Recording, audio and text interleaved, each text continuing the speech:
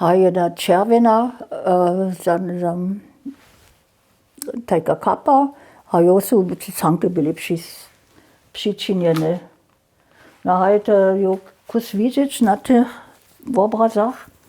Ty młode holce sú jednu červenou haubu nosili, a canky sú okolo vove, jo, dobehu te tak predku vysať, nic horka stać, to je po muža kusky drasče tak.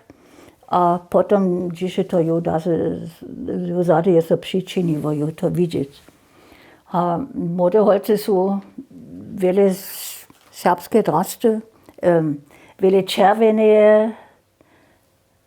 červených drastov nosili, to je vidět tež.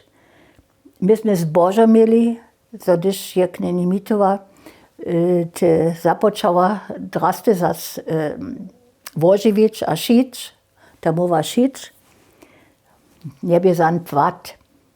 A to sme potom nekakve slepom prajeva, aber pytava tež, a da se vukopavo so knes Kotisek a druzy sú so pocevali ze Kupnice Landwarenhaus, tam bychu tajke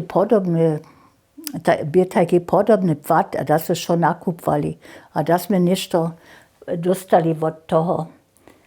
Te prene wopałte rane oryginalne drasče so dopomnju, je kneni Hübnerova za nas, no bi nadako zavašte to Lidija Nowakec posredkovała, ona je šite pvaty tež a canky obstarała, a dwie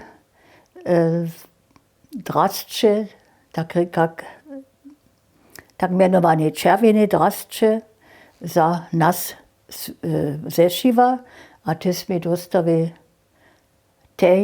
sme dostali jako poščonku do naszej skupiny. Ale što se ona za nimi praša, ništo jac, te sú nitko po nas. Ale bože je, tak neni Hübnerova, te předoje zeszywa, te sú také veľké žony, my sva jac nimame. Haj moja bratoča, jo, a jeje džoka, te ste vedrasče ještě na važných svědčinách kodžive, a to tež, když máte chvíli, že se ještě činite. To byše ta svědčinská drasta za młode holce.